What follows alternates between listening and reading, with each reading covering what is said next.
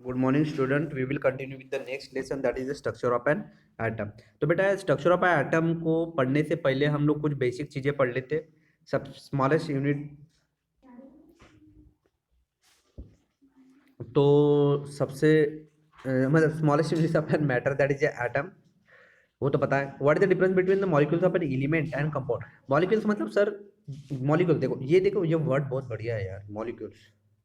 Molecules, चलो बेटा chemistry में डूब जाते हैं। मॉलिक्यूल्स, मॉलिक्यूल्स मतलब होता है number of atoms of an element. Atoms वो कितने ज्वाइन हो रहे हैं, जैसे ऑक्सीजन के 2 एटम ज्वाइन होंगे तो बनेगा O two, that is a molecule. और कंपाउंड क्या होता है सर? कंपाउंड मतलब डिफरेंट एलिमेंट दैट कैर are combine in a fix proportion, that is a combine combine compound. Compound compound जैसे एन एक, सो एन है और ए सी एल है, तो क्या हुआ बेटा? N A C L, that is a compound. ठीक है। Does the atom have any internal structure or it is individual? भाई वो तो सबसे छोटा स्ट्रक्चर होता है बेटा, मतलब सबसे छोटा particle, it is smallest particle of an element. J Thomson, भैया जे थॉमसन किस पार्टिकल को इन्वेंट किया? भैया सबसे बेस्ट है वो जे थॉमसन, फेमस ही हुआ है यार इलेक्ट्रॉन के लिए। रुदरफोर्ड, ये तुम्हारे लिए रखता हूँ यार, सब चीज़ें मैं बता दूंगा तो क्या होगा। रुदरफोर्ड, रुदरफोर्ड भैया के बारे में बता दूंगा तब तुम्हें याद तो आ जाएगा, लेकिन तुम लोगों को बताऊंगा कि रुदरफोर्ड भैया प्रोटॉन। ठीक है। न्यूक्लियस याद है, थोड़ा बहुत याद आ रहा है। अब सब एटॉमिक पार्टिकल, सब एटॉमिक पार्टिकल मतलब डाल्टन एटॉमिक थ्योरी में सब कुछ तो बता दिया, लेकिन एक चीज नहीं बताया कि सर हम लोग गी हम लोग किसी चीज जैसे ग्लास इबोनाइट रॉड के ऊपर किसी सिल्क और फर को रब करते हैं तो इलेक्ट्रिसिटी जनरेट होती है, ये क्यों होता है? ये ये डाल्टन नहीं बताया, ये डाल्टन नहीं बताया।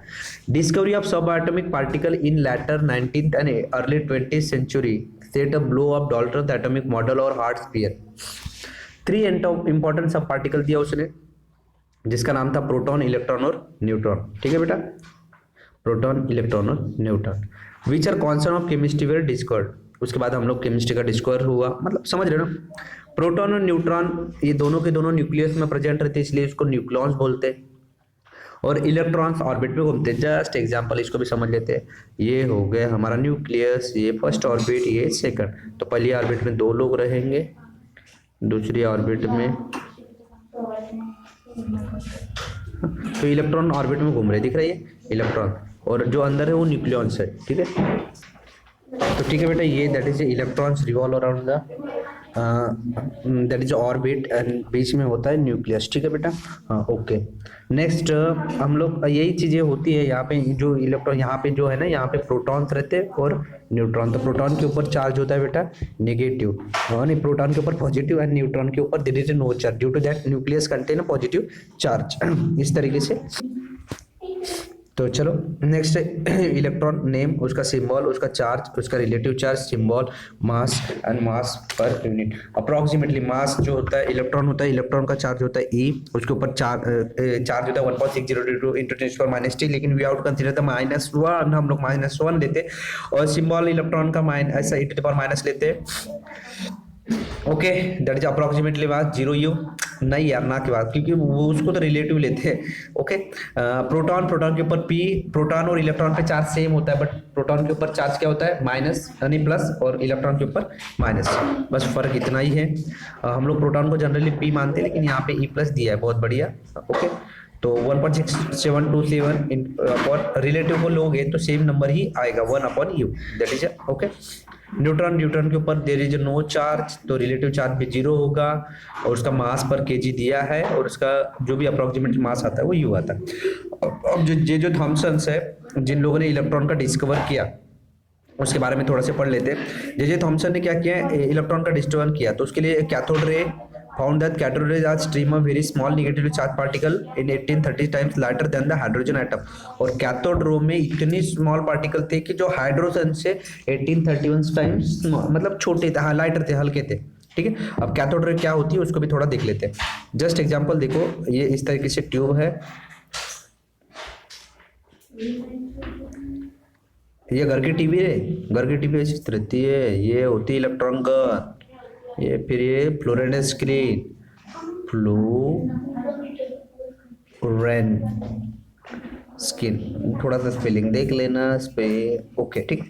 अब क्या होता है, यहाँ से जैसे इलेक्ट्रॉन यहाँ से गन से निकले, यहाँ से गन से निकलेंगे, ठीक है बेटा। तो यहाँ पे क्या करते हैं, यहाँ पे एक कैथोड और यहाँ पे एक एनोड, तो इधर प्लस चार्ज और इधर माइनस चार्ज, यहाँ हो गया। अब यहाँ से इलेक्ट्रॉन फ्लोइंग पर निगेटिव टू पॉजिटिव, यहाँ से इलेक्ट्रॉन जाते हैं, ठीक है बेटा, जा रहे जा रहे जा रहे जा रहे जा रहे तो सीधे ही जाएंगे। लेकिन यहाँ पे बैरियर लगा देते हैं, यहाँ पे 2 बैरियर लगा देते हैं, ठीक है। तो अपोजिटली चार्ज यहाँ पे भी कुछ प्लेट्स लगा देते हैं जिनके ऊपर प्लस माइनस चार्ज होता है, तो इसके ऊपर प्लस और इधर माइनस। तो इलेक्ट्रॉन के ऊपर होता है माइनस, ओ यार इलेक्ट्रॉन के ऊपर होता है माइनस और ये है प्लस, तो फिर ये इधर अट्रैक्शन होता है, तो इधर ही चले जाते हैं पूरे स्क्रीन के ऊपर, ठीक है। फिर उसको बैलेंस करने के लिए हम लोग मैग्नेटिक पोल लेते हैं, मैग्नेटिक पोल फिर वो उसको धीरे धीरे बैलेंस करके फिर उसको बराबर मेन स्क्रीन पे लाता है। तो ये इस तरीके से हम लोग जे थॉमसन ने एक बहुत ही बढ़िया तरीके से एक्सपर्ट किया था। उसके बाद प्रोटॉन आया, प्रोटॉन अर्नेस्ट रदरफोर्ड ने डिराइव किया, अभी बताया था।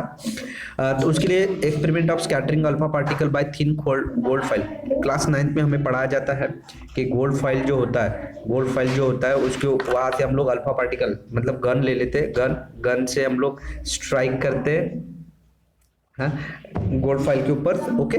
तो gold that few alpha particles bounce back, और कुछ अल्फा पार्टिकल्स बैक आती है from he infer that presence of massive and positively charge nucleus inside the atom. तो इससे पता चल जाता है कि हमें एक मैसिव और पॉजिटिवली चार्ज न्यूक्लियस के अंदर कुछ तो भी होता है, ओके।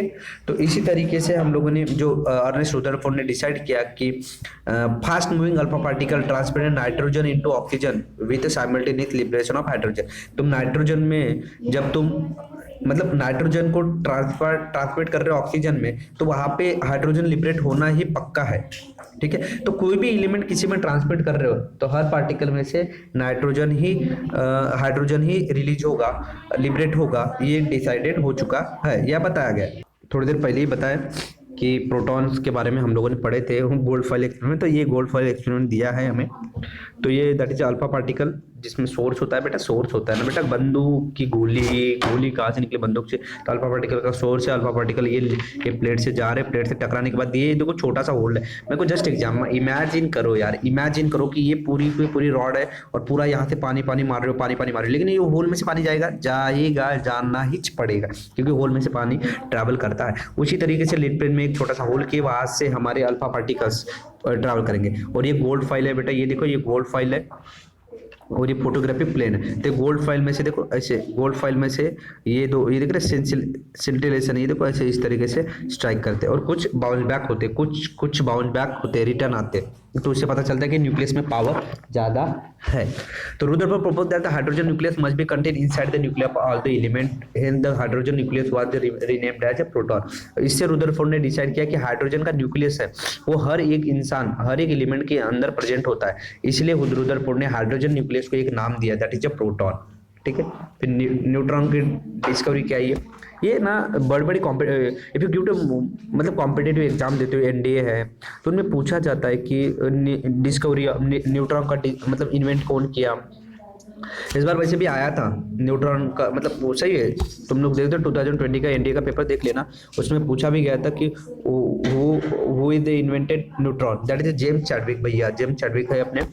तो उसने electrically neutral and massive particle जो न्यूक्लियस के अंदर प्रेजेंट रहता है लेकिन उसके ऊपर चार्ज नहीं होता, उसका डिस्कवर कर लिया, okay. Measure the velocity of proton knocked out from paraffin, ये उसके बाद ये पढ़ लेना, from the undetermined mass of, मतलब ये याद रखो कि न्यूट्रॉन वो पार्टिकल होता है जिसके ऊपर कोई चार्ज नहीं होता और जो वो न्यूक्लियस के अंदर प्रेजेंट होता है।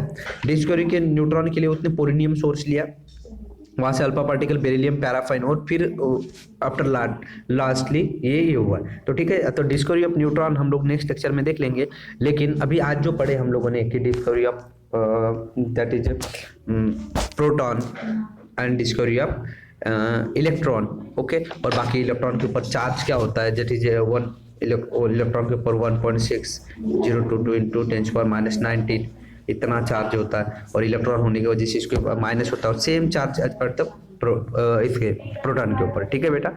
तो इस तरीके से आज का लेक्चर होता है।